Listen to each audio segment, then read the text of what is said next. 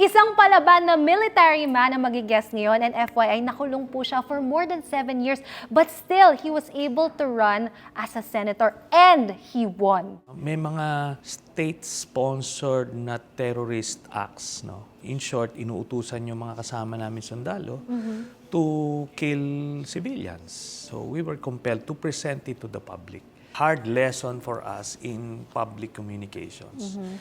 Yung media, hindi nila naiintindihan yung sinasabi namin. Ang kanila is, uy, may kudeta, dito sila. So that was the news for them. It's not the issues, it's not the grievances namin. Ano sa tingin niyo yung saddest part of your jail experience dun sa 3 years na yun, in your cell? The first 3 years, that's when my youngest son died. He lived for 21 days lang. He died due to complications upon childbirth. Of course, that was caused by the stress. Siyempre, Of course. na-stress yung wife ko. How does one walk out of a hearing? Ang dami pong mga nakabantay, but I know they have respect for you. Well, probably I can tell this now, pero sumama sa amin actually yung mga bantay namin. Talagang si GMA was so corrupt, tapos narinig pa on kung paano siya nandadaya nung 2004 elections.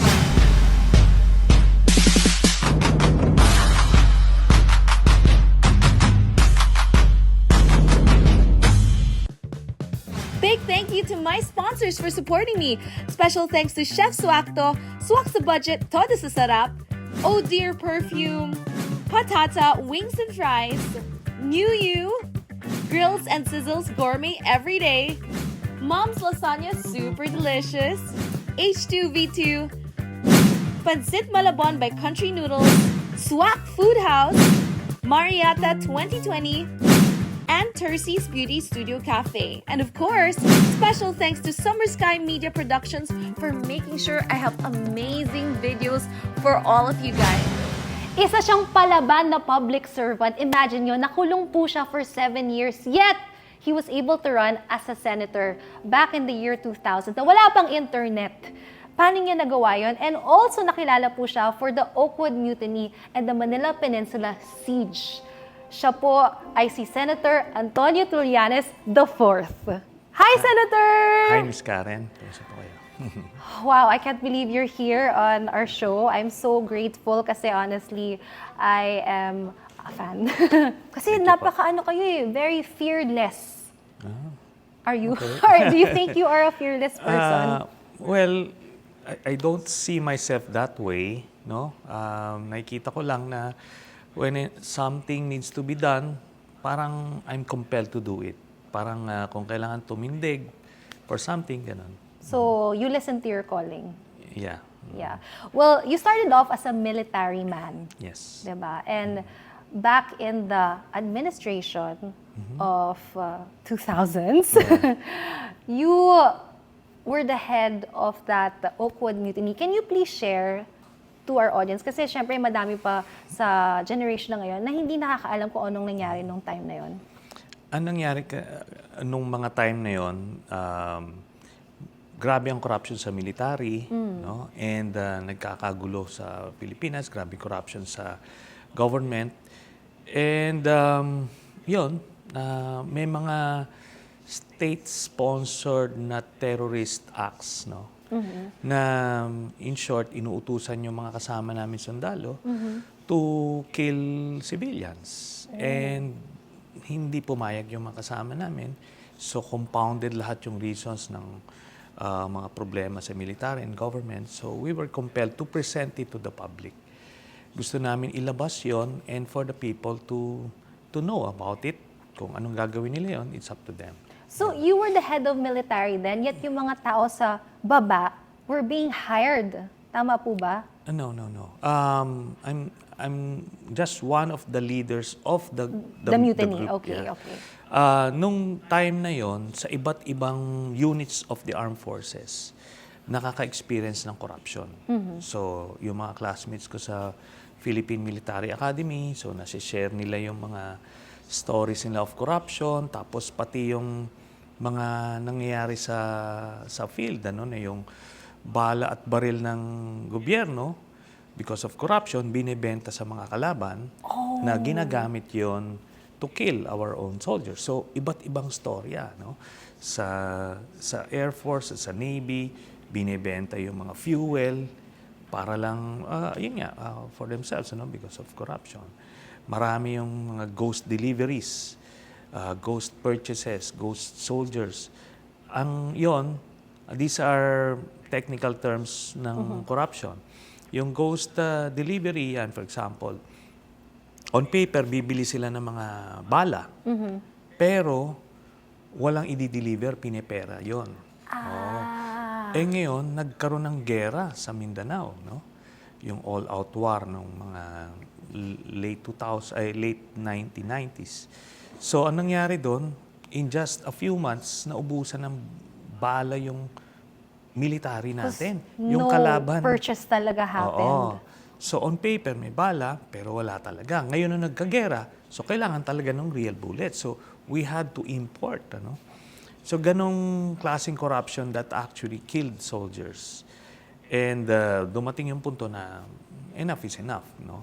Compound that with what's happening sa national government kasi si GMA was a very corrupt president.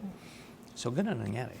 So, how did you take it upon yourself na ikaw yung mag-head ng mutiny? And why did you think of doing a hostage? Kasi if you think about it, hostage talaga siya sa isang hotel. What was the thought process? Ganito yan, ano? Being the face, ika nga nung Oakwood incident, ano lang yon, incidental lang yon. Kasi nag-research ako noon, when I took up my master's, ang thesis ko noon was corruption in the military. So na-document ko ito mga to. Kaya naging repository ako ng mga different forms of corruption. Kaya I was able to articulate it at that time. No? So incidental lang yon. Naging mukha lang ako, but yung mga classmate ko, it was a collective leadership. And ang hindi hostage yon. Oh, sorry. Okay. Yeah, because we took over that place, then we allowed everybody to go out. Yeah. Okay, all Kasi right. yeah, So walang naiwan na tao sa loob. Wala. Basically, you took over the hotel. And what was the message that you wanted for the government then to hear and the public? Ang kailangan lang naman namin was a platform. Nung panahon na yun nung nakita ng mga classmates ko na lugar na pwede kami makapag-conduct ng press conference to tell the people kung ano nangyayari talaga sa iba't ibang parte ng Pilipinas. And para malaman nila yung mga hinaing namin. When you entered Oakwood, with arms or wala? Ako kasi, I escaped from detention nung time na yon. Kaya, dahil yung grupo namin was already found out a few weeks earlier. So, na-pick up na ako, kumbaga, na-detain na ako. I didn't know you were in prison prior. Yeah. So, only a few people know that actually. So, nung nakadetain na ako, so, bago mangyari yung Oakwood, so actually, it's a choice. I can choose to be detained, ano? Where were you detained, by the way? Doon sa Fort Bonifacio. Yeah. Kasama nyo yung mga military men too, not normal criminals? Yes. Yung mga ilang kasama rin namin na nag-leak na kasi, no? Na compromise na yung operation. So, na-detain na ako. And nung time na yon, so actually it's a choice na had I stayed there, hindi ako makakasuhan kasi hindi ako kasama doon sa True. Pero yun kasi, you cannot bear the thought na yung mga kasama mo nandoon and yet they're expecting you to be there. So, tumakas ako doon. Paano po kayo nakatakas sa isang detention facility? Ano yan? May mga paraan. So anyway, I ended up there a few days before the actual incident. So nag-aantay na lang kami. So yung mga grupo namin, mga officers, eventually they came dun sa, yun pinakang rendezvous point namin. Yun. And when you entered, you did your Press media con, con, yeah. press con. Yeah. How did the people react? It was too much information. Actually, it was a hard lesson for us in public communications. Yung media, hindi nila naiintindihan yung sinasabi namin. Kasi nga, ang daming issues. Ang kanila is, uy, may kudeta, dito sila. So, that was the news for them. It's not the issues. It's not the grievances namin. And yung public, hindi kailangan i-break down mo into What's the heart bite of the size. reason why we did this? Para digestible parts kumbaga kasi sound bites lang ang kukunin ng media eh. So in the end, the whole incident, ang takeaway nila doon, may mga grievances kami, it's a coup, ganito. More political ang side na kinuha nila. So hindi nalabas yung mga issues namin at that time. So you felt like the message wasn't sent out? Initially. Initially. Because it was also a failure on our part to communicate, no? Kasi we had certain assumptions na pagka nagsasalita kami, kagaya nito, naiintindihan kami. So, kumbaga walang in between, walang lost in translation, yung pala hindi ganon. So, It nung doesn't nandun work that na, way. was it a little bit chaotic? Yung Yes, it is. you guys Very. didn't organize who was gonna say this, or how was it? We were able to say what we needed to Okay. say. Pero yung mga sinabi namin, hindi naman necessary lumabas yun sa evening news. Kasi ang pili lang. palalabasin ng media, yung gusto nilang palabasin. Kung ano yung magandang anggulo. Ano ba yung most controversial part Right, dito. right. Oh. So, syempre, yung actions namin of actually taking over that place, that's the bigger news for the public at large. Hindi yung issue namin. And that's what I'm saying. Okay, so after that, you were detained once again. Yes. Yun na. And was it in the same facility or in a stricter compound? Mag-iba-iba, no? I was detained initially dun sa Camp Aguinaldo, dun sa ISAP. So, may mga moments yon. The first 3 years, doon ako. May mga, nung una, sobrang higpit, Do share, ano po yung sobrang higpit? Kasi, syempre from the start, nakalabas po kayo, kaya medyo worry po sila sa inyo. Kasi napakagaling po ni Senator. Hindi naman. Diba? Nakakalusot. So, how strict was strict for you? Ano yun? Nasa selda kayo, no? Tapos, you're only allowed to have a sunning privilege ng 1 hour per day. Tapos, you don't have anything. Walang TV, walang nothing. So, you were unaware what was happening outside? Meron naman yung mga lawyers. Nakakapasok naman po. Then, after a while, after a year or so, medyo, during the day, magkakasama na kami. Then we get locked up sa gabi na lang. Wait, Senator, were you alone in your cell or madami kayong kasama? Alone. Okay. Tapos, yung mga kasama ko, so sineseparate kami kasi nga ayaw na nag-uusap-usap kami. No? So, ganon. May mga episodes na yan, iba't ibang times na maluwag, then mahigpit. Then I remember the last 6 months of my stay in Camp Aguinaldo, pati yung kinuha, pati electric fan, pati so talagang So, mainit, sobra, talagang nagpawis po kayo. makakatulog ka sa pagka nahanginan yung pawis mo, then hindi na. Pwede kayo magkasakit. How many times did you get sick inside jail? For some reason, you get, parang Immune? Immune pagka nasa ka. Nasasanay ka na. Nasasanay ka. Pala aircon po ba kayo? Ngayon, syempre, it's oo. Pero noon, kasi nung Yun, time wala. na yun, hindi ko alam kung may windows ba kayo, pero for someone like you, feeling ko, wala. How was it? Can you give us a visual of how your first cell looked like? Ano siya, maliit siya, siguro mga 2 meters by, by 3 meters siguro. Tapos, may bintana siya na, may bars, gano'n. So, makakasilip ka naman sa labas. Then, it's an ordinary jail cell. May higaan po kayo or nasa floor? Meron kami higaan. Pero yun yung I remember the first time na papasok ako doon sa selda. Ano po yung feeling?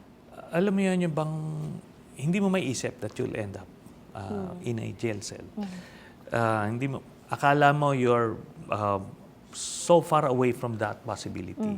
Di ba? Kasi pinalaki ka na maayos, nag-aaral ka, tapos ganito. Then, papasok ka. So regardless whether it was for a political cause o kung ano man, pag na-deprive ka ng freedom, it's the same thing. Di ba? And you being deprived of everything that you normally would experience, ano sa tingin niyo yung saddest part of your jail experience dun sa 3 years na yun, in your cell? The first 3 years, that's when my youngest son died. Actually, he lived for 21 days lang. So he died due to complications upon childbirth. So medyo yun. And of course, that was caused by the stress. Siyempre, Of course. na-stress yung wife ko dun sa... Were you able to at least hold them? Yes. I was able to do that. So yun yung... Nagkaroon ako ng humingi ako ng permission sa court to visit my child sa hospital. So, yun. How many days po kayo naka-visit? A few days. Kasi sa A few Baguio days, okay. Sa Baguio. So, trinansport ako doon. Ganun. Then, ayun nga, after 3 years there, I got transferred to Fort Bonifacio. Sa Fort Bonifacio, medyo, na yon, mas malaki na yung community namin, yung mga kasama kong mga sundalo, na nagkita-kita na kami doon. Then, after the Manila Pen siege, doon naman ako dinala sa Camp Crame. Kasi naman, Senator, nag-walk out po kayo ng hearing nyo. Tapos ginawa na naman po nyo ulit. Just wondering, how does one walk out of a hearing? Ang dami po mga nakabantay, but I know they have respect for you. So, how did it happen? Well, probably I can tell this now, pero sumama sa amin actually yung mga bantay namin. Oh. Yeah. Was this... Kasi hindi naman pwedeng mangyari yon, di ba? Na True. nakakalabas kami, ang dami namin bantay. Pero sumama sila.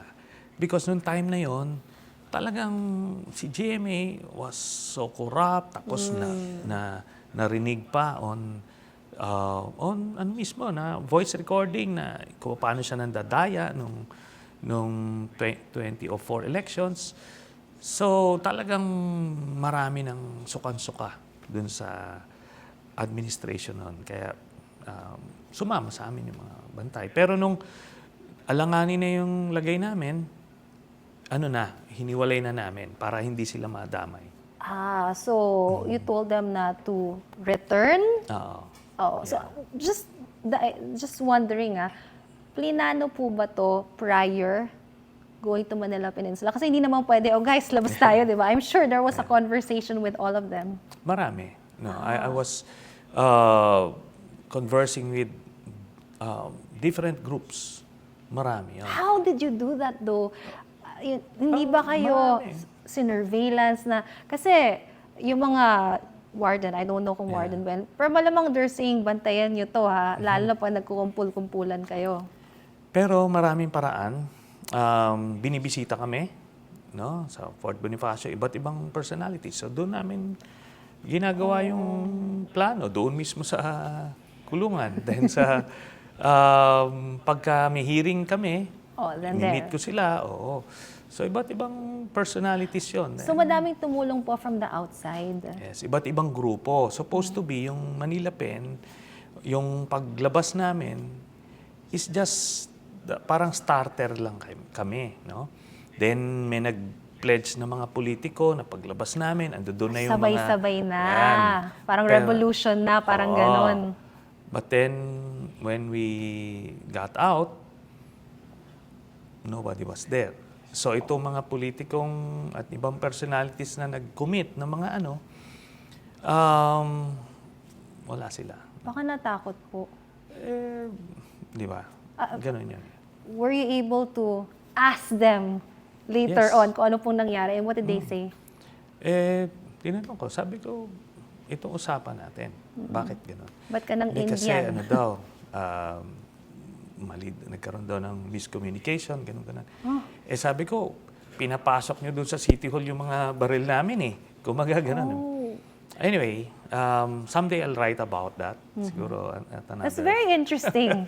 Maraming maraming Inside nangyari stories. doon. Yeah. Okay, so can you share to us what happened at Manila Peninsula? Okay. So after noon, when the people who said they'd show up, didn't show up, so to avoid further bloodshed o kung ano man, then we negotiated para hindi na magkagulo. And what saved us there was yung media, no? Yung media, kasi si GMA, gigil nga sa amin, no? Gusto nila na gumawa ng senaryo wherein parang nanlaban kami, no? Habang so they'll start shooting us. But then the media stuck it out with us. Hindi nila kami binitawan doon nung inaaresto na kami. And pati sila inaresto. Kaya yun yung nangyari doon. Kaya kami na-save. So eventually, dinala ko dito naman sa Camp Crame. Ito na yung last detention. Mga sinama ako initially sa general population kasi they were thinking na sila GMA was thinking na gagalawin ako ng mga detainees doon. Kasi iba't iba na yun. May murder, kidnapping, robbery, may mga abusayap, NPA. Ando doon na yun sa general population. Ito po ba yung mga high profile? High profile pero may mga rin. Mga hindi high profile, mga regular detainees. So, in-expect nila na by mixing me there, hiniwalay ako doon sa mga tropa namin. Na baka gagalawin ako. Nung pagpasok ko doon, I was so tired kasi hindi ako nakatulog ng, I think, almost 2 days na walang tulog. So pagdating ko talagang knock-out ako sa Then, paglabas ko, ando doon yung mga detainees from yung mga general population waiting for me doon sa sa selda ko. Paglabas ko ngayon, sabi nung may nagpakilala kagad, "Sir, ako yung mayor dito." Sabi niya, "Idol ko kayo." Sabi niya, "Ito yung mga mga tao, sila maglilinis ng selda." Ganun ba? Thank you ako. So eventually, naging community kami noon. Ako yung parang sinabi lang kasi bawat block may mga mayor. So ako ngayon parang ginawa nilang governor, parang ganon. Mas mataas po ba yun? Oh, yes. So community kami doon sa loob ng kulungan. Ganon. Wow, naging leader pa po kayo. And the thought process for them was, gugulpihin kayo. Malamang, they were telling some people there na baka bayaran sila na saktan kayo. But they didn't because they admired you very much. Did you have fear though? Na you're in a different ballpark? Na ito na, chaotic na po kasi lahat na po ng kaso nandun. Well, yun na nga, I never had the chance to feel that kasi nung pagpasok ko gabi, so naka-out ako, paggising ko na umaga, ando doon na sila sa harap ng selda, and that's the first conversation I had. Yung mayor, sabi niya, "Opo, ito po yung taga, walis ng ganon." Sabi ko, sige, di, kami. Then after that, na ako, I did the rounds, tinignan ko sila lahat, so I met with everyone, parang ganon. Parang boto niyo po ako. Parang ganon. Pinakilala sa lahat. Ganon, Okay, it's the opposite of It's what they of were what hoping yes, for. yes. Okay. Now, you said you were in a new cell. Were you alone also in this one or you were with many people? Initially, may mga kasama ako. But eventually, nung hindi nila nakuha yung gusto nilang mangyari, transfer na lang ako dun sa kabilang block. Pero ano pa rin kami, isang community kami. So, mga ilan po yung mga katabi nyo? Tsaka ano po yung tulugan nyo doon? Yung ano doon, mga 3 by 3 na ano yun. So, Plywood, bunk beds ganun yun. po. Hindi, Bunk beds. na size ng room. Tapos yung CR doon hanggang dito lang yung ano, para walang ano, hindi yung... Yes, dapat kasi you're still visually makikita. seen. You cannot be covered there kasi baka tumakas ka na or something. Tapos syempre, yung toilet doon, yung buhos Yes. type. So, ganun yung ano ko, for 3 years yon. So, 3 years sa Aguinaldo, mga 1 year sa Bonifacio, then 3 years sa Crame. Sa loob po ng ng jail, meron po ba 'yon mga schedules? Kasi in my experience po in my experience, I had to wake up at 6 a.m. Tapos may rosary, tapos parang may certain activities I had to follow. I don't know because syempre, you are in a position. Was it the same with you? Meron silang schedule kung kailan nila bubuksan yung celdas para meron kang sunning privilege. Pagka na-miss mo yon, you don't get to go out at all. No? So, ganun yon. Nun sa Aguinaldo, ganun yung schedule. Pretty much parang Bartolina ang tawag doon. Oo. Bartolina means you're isolated. Isolated. So, ganun yung schedule doon. Pero may mga periods na medyo maluwag na we get to play basketball o ano. Then, pero dito sa camp, Crame, may mga times na yung pinipila, nag-head count, di ba, ganun. Tapos, at the end, isasara na kayo sa selda nyo. Ganun. How about the food, Senator? Yung food, alam mo, good thing, I lost mga 35 pounds. So may benefits So, naman. yun na lang. Ganun lang yung mindset mo. Ano siya ano naman siya, nakakain mo naman kung gusto mo. Can you explain, ano po yung mga ulam na kinain nyo araw-araw? Ano nangyayari kasi, hindi ka nga gano'ng gaganahang kumain, So, hindi ako magaling kumain ng mga, ibang food. You're choosy. Oo. You're Pero, choosy yun nga, ang upside eater. nun, konti lang makain mo, talagang You bilis lose mo puyat. weight. Oo. Pero ano po yung pinapakain sa inyo doon? Kasi yung akin, munggo, araw-araw munggo, pinakbet na isa lang yung squash. Ano po yung ino-offer po sa inyo? Yung munggo, mas okay pa ako doon kasi mas gusto ko yon. Pero yung mga ginataang tulingan, Yung fish, masarap po yun, hindi, for some reason, nahina ako doon. Pero tapos siguro mga every other day yun yung munggo, mas gusto ko pa kainin. Kaso, limited yung nutrients nun. Pero, ganon. Paano po kayo nagtiis? Dinadalaw po ba kayo araw-araw? Hindi pwede sa isap nun. Talagang pinapahirapan yung visitors. Kaya, bihira ang bisita. Pero, yung sa Crame na, may nagbibigay sa amin ng food. Oo, every day. Wow. Oo, kaya kumbaga, siyempre, yun na yung luxury. Pero, ito nga, kunyari yung if you're outside, hindi mo ma-appreciate yung mga kahit Jollibee o kung ano mang food, doon talagang It's a feast. It's a Oh my feast. gosh, we understand. Yeah, it's a feast.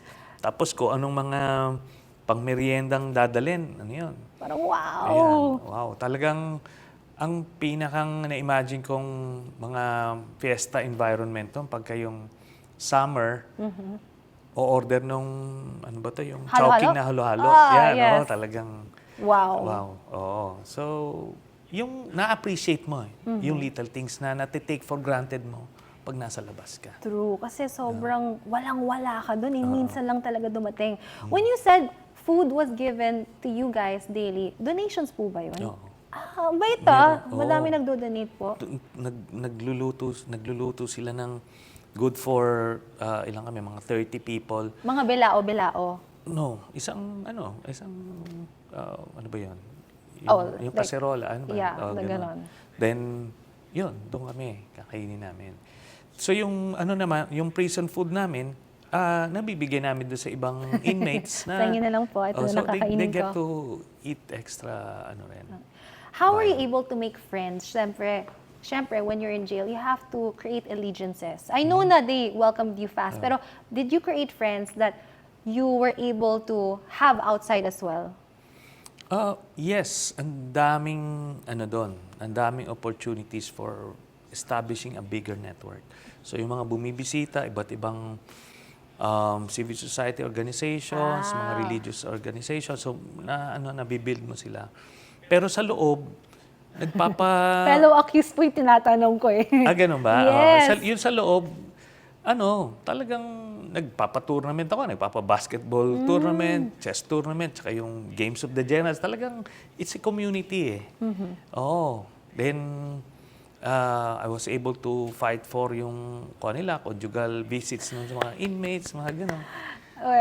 Senator, naalala ko lang, when I was in jail too, pinaglaban po namin yan. Although I'm not married, pero I know the women are deprived. Yeah. Pero there's so many rules to that. So, I feel you. So, nabigay po yun? Nabigay yun. So, sila, pati kasi nung nasa Krame ako, I was already a senator then eh. Okay. So, nakapag-pa-allocate kami ng pondo para gawin yung conjugal rooms nung mga so Dami po nagpasalamat sa inyo doon. So yun na nga, parang naging community. And I remember this touching moment na basketball kami, then lumapit sa akin yung isang mga early 20s. Sabi niya, I was very happy na naglalaro kami. Kasi sila daw sa Abu Sayyaf, 9 years old pa lang siya, baril na yung binigay sa kanya. So, kumbaga, hindi niya na-experience yung childhood at all. Kaya, yun na nga eh. Yun yung na-miss out nila. And, na-appreciate niya yung mga moments na yun. Senator, when you met a lot of these accused people, would you think or would you say that you have more compassion sa mga na ko-convict or sa mga fellow men that have done real crimes? I wonder what your thoughts are on that. Yes, for sure. Iba't ibang reasons kung bakit nandoon. And nakita ko how prison or jail experience can either make you a better person or it can break you totally. Then, tinitignan ko yung iba't ibang storya nila eh. May mga wrongly accused, meron naman as guilty as hell. But may mga redeeming values. So yung redemption, di ba? And yun lang, meron din kasi kaming nakasama sa kulungan na naging yung British national, Hong Kong foreign. national, na cannibal eh. Huh? So Kumakain ng tao? He eats yung yung victims niya. Kaya Filipino victims? oo, ang ginagawa niya, dinadrug niya, tapos binivideo niya, tapos pinapakita niya sa relatives para magbigay ng ransom. Pag nagbigay ng ransom, pinapatay rin niya eventually. Pero para binivideo niya habang ini-slice niya yung Oh my piece of gosh, the habang buhay? Parang nga naman makumpel yung mga relatives to pay up. So, merong ganong kaming... Ano namang reaction yun nung kinakwentuhan kayo ng ganong Hindi, brutal na alam crime? na namin lahat. Hindi naman niya kailangan kwento yon kasi eventually word gets out na kung what he is in for. Ang wild ng mga nakilala nyo. May iba-ibang ano. Hindi po ba kayo natakot na baka kayo na yung next kainin? Or yung mga Hindi naman. situations na gano'n? Hindi naman. Kasi yun na nga pag naging community na kayo, you see yourselves as equals Yeah. Regardless kung ano pang pinanggalingan mo. Di ba? Andun, may mga ano rin minsan doon, yung mga Nigerian, yung mga scammers. Mga scammers yun, online. yun. Meron ba nung time So, na iba't yun? ibang ano. And so, I suppose, nalaman niyo yung mga diskarte nila. And are you able to use it now in politics? Which one? Yung mga, alam mo na yung mga backstories nila, what could have happened. Like, you know, yung mga kalakalan nila. Yeah, yes, but doon yun sa mga naging rebelde. Kung ano yung naging story nila, bakit sila naging rebelde. So, yun, nag-stick sa mind ko yun. And yung iba naman talagang ano lang kumbaga crimes of poverty lang. Yes. They got in and out ng ano. And eventually, paglabas namin, may mga kinuha kami na mga ano. You hired them. Yes. You gave them a parang, second chance in life. Oh, that's very nice. natin. You mentioned earlier na senator na po kayo nung nandun po kayo sa Camp Crame. In other Yes. words, you ran. And to be honest, to run for senator is difficult. You have to go around the entire Philippines. Wala pong online. And you need to get to the grassroots. Yeah. So how were you able to win it? Ginawa namin, nag-inventory kami ng aming resources. So, ang strength namin is yung aming network. Kasi maraming mga sundalo, iba't ibang pamilya from different provinces. So, in-inventory namin yon. Then, but mainly it's through the media. They gave me a chance. They gave me a platform. In a way, siguro, they were rooting for me. Kaya ano naman, hindi ko rin naman nakakalimutan yan. So, pagka nagkaroon ako ng chance ma-interview, yun na yun. Pero yung mga kasama namin, mga relatives sila, they were spreading the word out. We were giving out mga paraphernalia sa iba't ibang lugar. Yun. Then, I got, in a way, it was fortunate for me na nasama ako doon sa opposition slate. So, nung nasama ako sa opposition slate, I got a free ride doon sa TV ads na ginawa nila. So you didn't pay for those ads? No. Wow. A lot of people supported you po. Yes. So, I only spent 5 million pesos during that.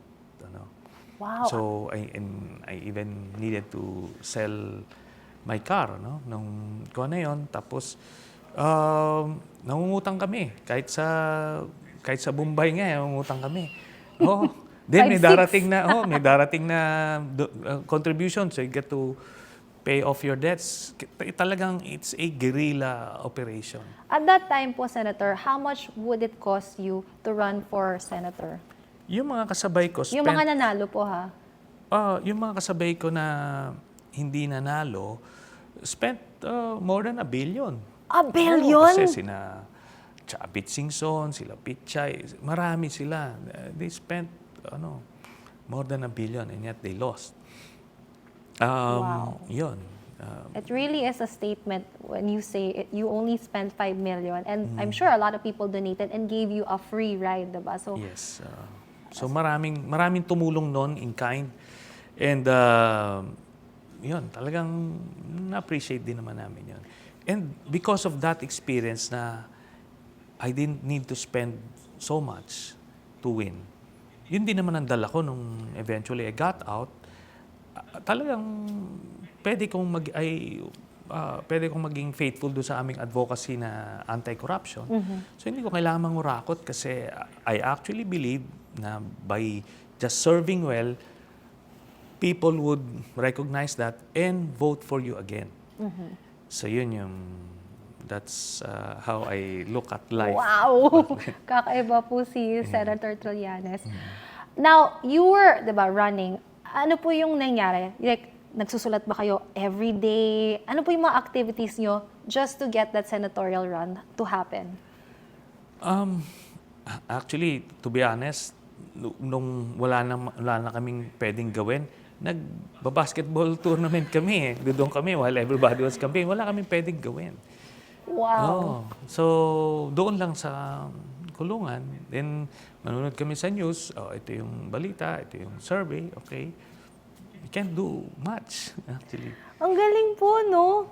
Lahat sila they're really doing everything to win, yet you were playing basketball in jail. But because, of course, they believed on what you believed, and they wanted to have that ideal type of Philippines that you were hoping for.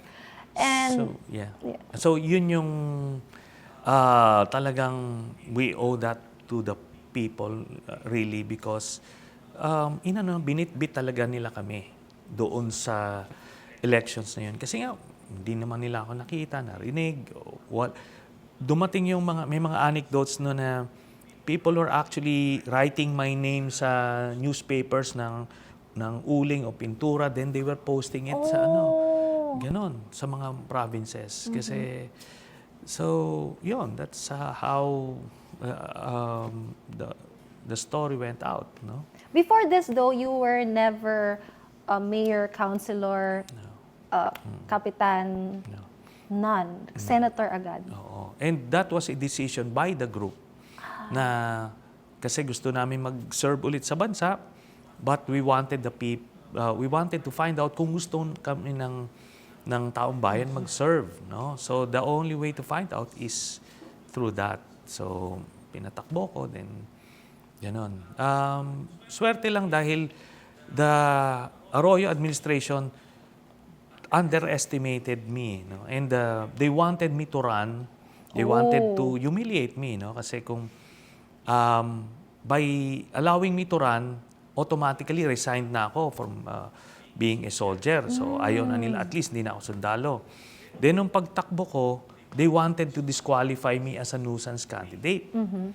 But then, as luck would have it, a few days before the deadline ng filing, kinuha ako ng opposition slate. So by being a member of the opposition slate, hindi na ako pwedeng ma-disqualify as a nuisance candidate. So sige, sinabi na, wala mang pera yan.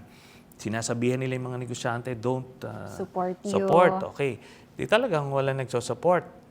Then, they were tinkering with the survey. So ang baba ko sa surveys. So, they actually believed yung kanilang propaganda na hindi ako mananalo. In fact, pati yung SWS na yan, and Pulse, dun sa last survey nila ng May, they had me at 16, yung SWS, yung Pulse Asia had me at 21. A few days before the election. So talagang there was no way for me to win, at least on paper. Pero yun na nga, they were tinkering with these firms. So I ended up being number 11. Wow, nakapasok si Senator. Hindi po ba kayo yung kinabahan? Did you feel a little bit nervous because the survey says you were never gonna make it? Well, the thing is, meron kami internal surveys. And the internal surveys are saying number 11. And projected to number 8 kung assuming, we lost a few 100,000 votes kasi because of yung cheating that time. 0 nga kami sa Maguindanao. 0, one province. So that brazen yung cheating nun. So we had a feeling na, well, we will make it. Pero I'm a fatalist kasi. No? I'm a fatalist. What do you mean by fatalist? Whatever God gives you, you embrace it. Do or die. Yun na yun. Kumbaga, you don't regret, you don't sulk, you don't give it your all. Kumbaga, kasi 'di ba, you won't survive life in jail pagka nagse-self-pity ka, Yes. Pero the sooner you embrace it na This is my what situation. is given. Acceptance, empowerment. Dito ako dinala sige na. Siguro there's a lesson to be learned here. Nilagay ako, sige. Parang ganon. Kaya ganon din attitude ko dun sa elections. If I win, okay, there's a mission to do. Pero if I lose, sabihin there's another plan. But hindi pwedeng para kang aping-api pagka natalo ka. If things don't go your way, sabihin nun, there's a better plan for you. Di ba? That's right. And how long were you a senator while inside jail? Almost 3 years, or 2007, July. Mga two and a half Senator, years. tanong lang ha, were you Yes. being compensated as a senator while you were in prison? Yes, kasi I was serving. I was serving as even inside. How did you serve? Nagpa-file ako ng bills, I sign committee reports. Then eventually, nung si President Aquino na yung naging presidente, ano na ako, nagko-committee hearing ako sa loob ng kulungan. Paano po yun? Like, may camera kayo? Tapos, Hindi naman, how did it work? Hindi kailangan ng camera. So yung mga stenographers, yung mga admin staff, so papatawag namin resource persons sa doon. So I was able to pass a few laws that way nang galing sa kulungan. ang galing, ang galing. Nakaka-excite po yung story nyo, promise. And of course, you were able to get amnesty. Yes. Yes, after 2.5 years, right? Ano pala, no? I was in jail as a senator for mga 3.5. Oh, sorry. So 3.5 years, then you got amnesty. Yes, I Can got you amnesty. share po what amnesty is for our audience? Okay. Yung amnesty is what the president gives you, and it erases everything. It's as though you didn't commit anything at all. So, yan normally binibigyan sa mga political prisoners, no? Mga those who committed political crimes. So, ganun ang binigay sa amin. And it's it's very fortunate. Si President Aquino, hindi naman siya yung sinuportahan namin noong 2010. But he gave us amnesty anyway, no? Kasi siguro dahil kami magka-block kami nung when he was still a senator, kaming dalawa yung magka-block, no? So you knew of each other before. So pumupunta sa kulungan, ganyan. He really visits you. Yeah. Was this a request? Like parang to get amnesty, do you have to process papers to ask the Yes. president? Pero in the case ni President Aquino, he actually wanted to give us. So you yung buong and grupo your namin. Oo. entire army. So, yun yung ginawa namin. Then, nagkaroon ng back and forth negotiations about it. So, Ano po yung negotiations niyo? na hindi na pwedeng makabalik sa serbisyo yung mga officers. Yan, pero yung mga sundalo pwede pa makabalik, mga ganon. Ilang ranks, Kasi ayaw din ni Pinoy na mag-cause ng demoralization sa AFP yung pagbibigay sa amin na amnesty. So, binigay yung mga conditions So na may yun. compromise, hindi naman na absolve ng lahat. I mean, there's still repercussions. Yes. Okay. And the fact is, 7.5 years na kami nakakulong. Yes. At least in my case, all the others, kulong sila between mga 4 to 7 years. Later na sila pumasok. No. I Or was they the got last. out? Oh, they got out earlier. So I was the last to leave. Wow. Okay, so nakalaya na kayo, you got your amnesty. Yes. What was the feeling like to be able to be back in the outside world? First time to see the world as a senator. Well, regardless whether as a senator or as a private individual, you would remember that first time ka lalabas, parang parang it's too good to be true. 7 years is a long time. Yeah. What were the things that you felt, you saw? Ako nun, nahihilo ako nun sa biyahe. Kasi sanay ka nang nakikita mo lang is nakaupo yung ka lang. hanggang sa pader lang, no? Hanggang sa pader lang. Pero once outside, ang daming kumbaga external stimuli, di ba? Yes. Parang gano'n.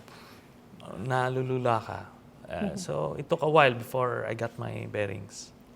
I also felt that. Parang nasa van ako, parang nakakahilo. Kasi nga sanay tayo na still lang, di ba?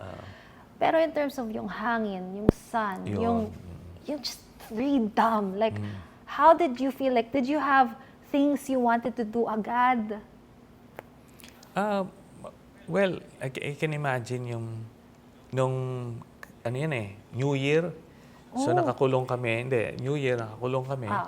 So, may kita mo na lang yung mga fireworks sa dungaw ka lang dun sa, between the bars, no? Parang, ganon. Then, yun na nga, I got out kasi the 20th of December of 2010. So, malapit So, na mag-Christmas. Oo. So, medyo, siya, ganon yung very festive yung mood noon. So, I was able to be with my family. Tapos, tulog ka na. Yung bang, ibang-iba talaga yung Ano po ba yung bed nyo? King size? California king size? Pwede ka nang umikot-ikot? Like, what did you do once you finally got home? Talagang, ang dami kasi, syempre, may mga people wanted to see you. So, alam mo yun, you need to join these different parties and para ma-celebrate yung paglabas mo. Pero when things eventually stabilized, so ganun pa rin. You long for the serenity of your jail cell. Di ba parang ganun? True. Oh. I actually still miss just being able to be quiet and be alone. Yun yung hindi na mawawala kasi hindi na, although syempre hindi na sa jail cell, but yung quiet time mo. Do you still get to do that? Yeah. Like, what's your like activities? Or what do you do? Do you get an hour alone? Do you meditate? Basta pag at the end of the day, kailangan mag-unwind ako.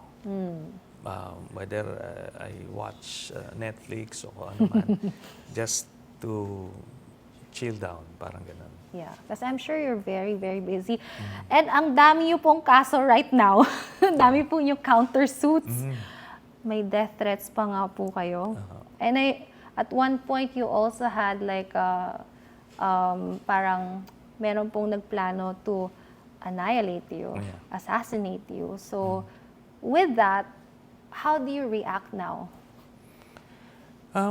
Nung 2016 to 2022, real time yon. Sinasabihan ako, there are plots to kill me.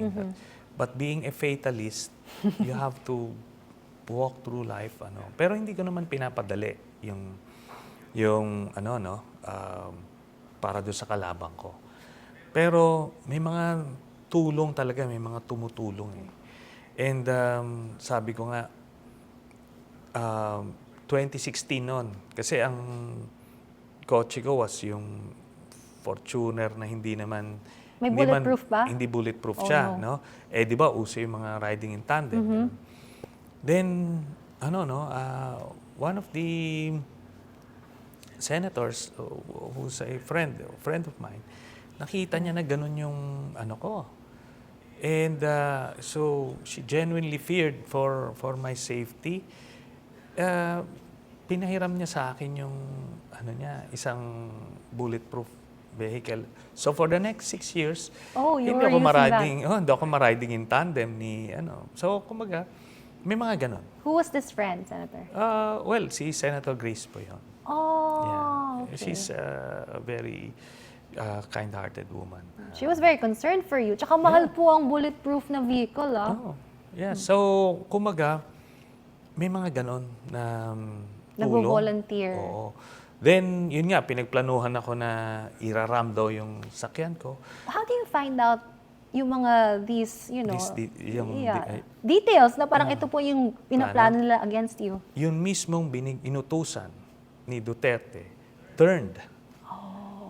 Nagkaroon siya ng spiritual epiphany. Thank you, Lord. Then, naging witness namin siya.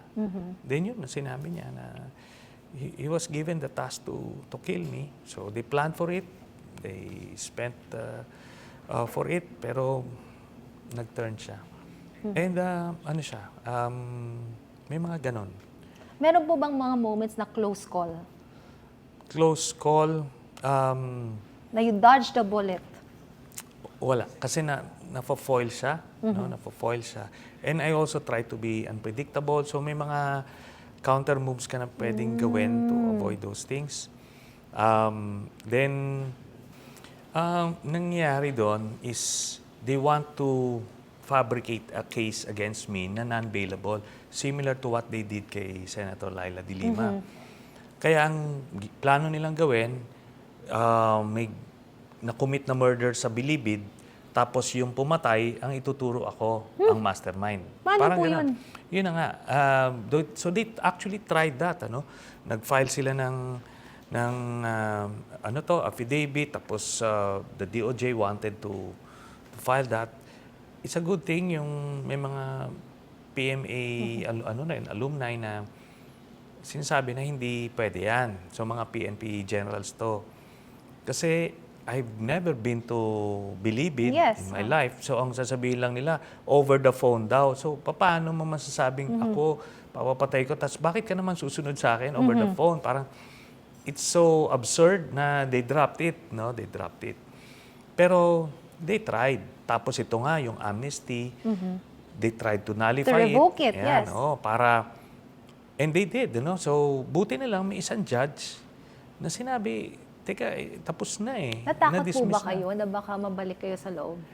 Actually, I was about to voluntarily surrender kasi akala ko ganun yon. Kaso meron lang akong hearing na gagawin.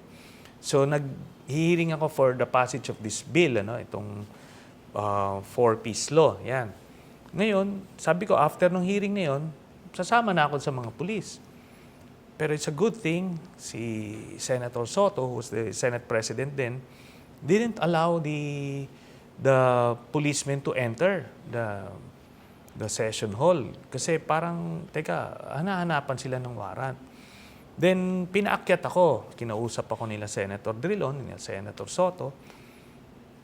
Sabi niya, pag sumama ka dyan, hindi mo na maki-question yung arrest mo. True. So, yun nga kagaya ng sinasabi mo kanina, di ba? Ano yung mga rights mo? For somebody na nakulong na like me, hindi ko alam na gano'n. Pero sinabi nila, hayaan natin sila maglabas ng warrant. Sige. I stayed there. No? Ako naman, yun nga, being a fatalist, kung sasabihin ng judge na mag-i-issue sa ng warrant, sige. Yung isang judge nag-issue ng warrant, but he granted me bail. So nag-post ako ng bail, di balik ako ulit sa Senate. Tapos yung isang judge, hindi niya na inopen. Sabi niya na dismiss na to, it cannot be reopened again. Yeah, you can't reopen the same case. Yes, that's it. Kaya nga, biruin mo, grabe yung pressure na na-receive niya.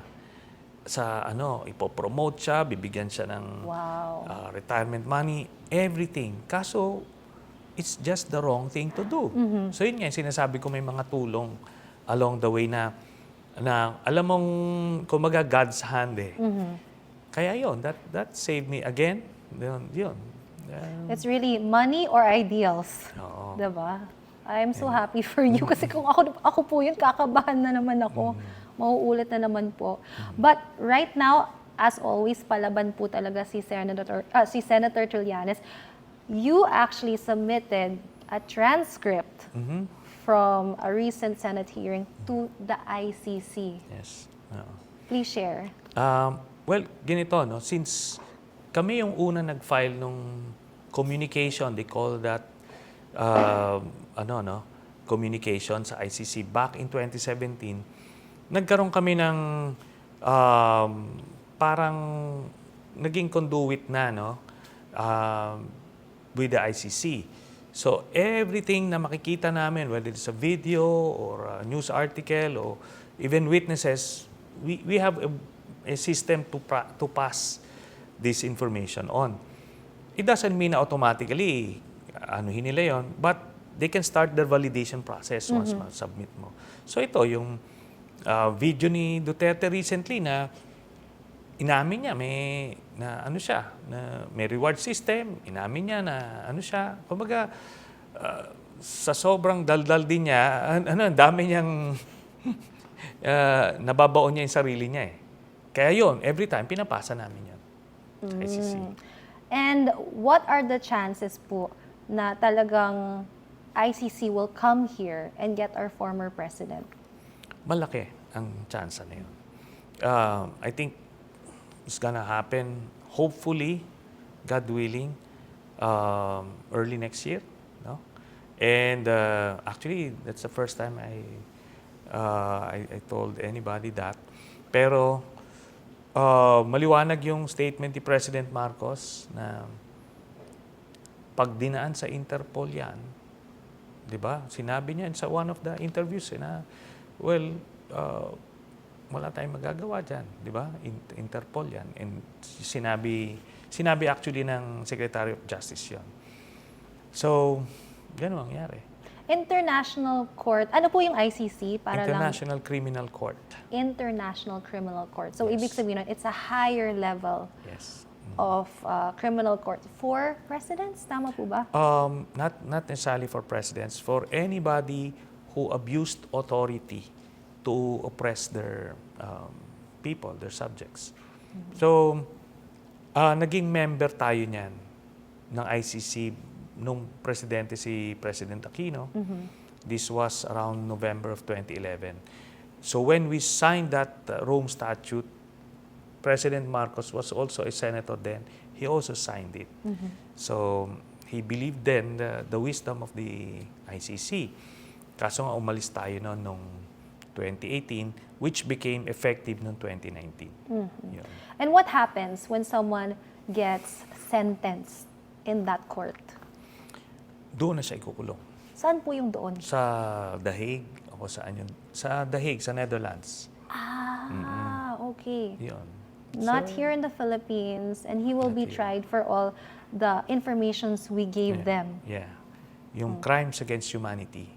Pagka widespread and systematic yung patayan, ibig sabihin nun, ikaw, the person in authority, at the very least, didn't stop it. Kasi kung hindi talaga ikaw nag-utos nun, dapat inimbestigahan mo yon. Dapat hininto mo yon. Kaso nga, the killing continued despite all the pushback. So talagang siya yung nag-utos nun. You know, Senator, I actually watched, like there's one time, may na-sentence na president. Tapos ang ginawa niya, dahil na-sentence siya, I guess hiyang-hiya siya, nag-commit suicide siya. May ininom siya, tapos namatay siya mismo dun sa court. Si Milosevic yun. Yes. Yeah, si Milosevic. Yun yung International Court of Justice yata ng Yugoslavia, which was the precursor nung ICC. Yun. Kaya ano yan. And marami, even yung sa Nuremberg trials ng mga Nazi generals, may mga nagpakamatay doon before bago pa sila mahang, after World War II. Yan. And then now, what is it? Life sentence? Life sentence yan, I can imagine. Kasi, No parole, obviously. Wala na Yeah. yan. Okay. Oo. No parole, no way to get out. para para lang, una-una, syempre, justice for the victims and their families. Pero sa atin, para magtanda na hindi mo pwede gawin yun. Kasi who knows down the line, pagka hindi napanagot itong si Duterte, baka gawin niya si Baste o Pulong, magpresidente ng Philippines. They will do the same thing kasi hindi naman napanagot di ba? I could say I was a casualty also of the war on drugs. Like even though I was not guilty or was I ever into illegal substance, parang nasama po ako. And nung time na yun, totoo talaga yung reward system dahil pinag-uusapan po yun ng mga police na nagsasabi pa nga, sorry Karina, pero trabaho lang kasi eto po yung quota at may bayad po talaga. So they were very open about it. Yes. Yeah. And actually, yun na nga, common knowledge na lang. Kaso, people are still afraid of them because they're still around. Even yung mga police, kung magsasabi sila ng totoo ngayon, teka, baka bawian kami. Di ba? Kaya, well, I'm still confident na ano pa rin yan. Matutuwid pa rin yan. Do or die for you, right? And now you are about to embark on something new. You are running as a mayor. Yeah. In your city. Yes, Caloocan. Yes. Which incidentally is the biggest casualty ng war on drugs. No? Dito may pinakamaraming pinatay. Si Kian de los Santos, yung batang inutusan lang bumili ng ng something, tas pinatay siya. So yan yon, yung Caloocan City. Ba't nyo naman po naisipan na maging mayor this time around? Actually, again, it happened by accident. Hindi naman accident, but not totally by design.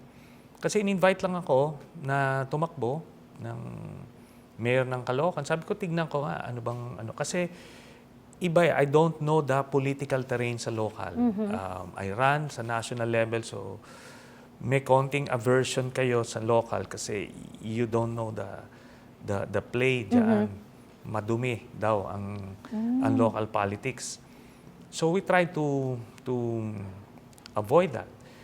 Pero nung in-invite ako, di sabi ko, tinignan ko. I went around, nakita ko kung gaano kasama yung sitwasyon sa Caloocan. It's pretty bad, no? Kung nandito ka saan ba? Sa Quezon City, BGC, Makati, then pumunta ka dun sa North Caloocan na sinasabi, parang nasa probinsya. At talagang ibang-iba ang environment. Ang daming may hirap, talagang poverty, sira-sira yung kalye, daming basura, binabaha palagi, daming crime, daming addict. So kumbaga talagang it's a very chaotic city. And napabayaan. No? So sige, sabi ko, tignan natin. Let's make a difference dito muna in this corner. And at the same time, yung style ko ng politics, hindi na uubra sa national.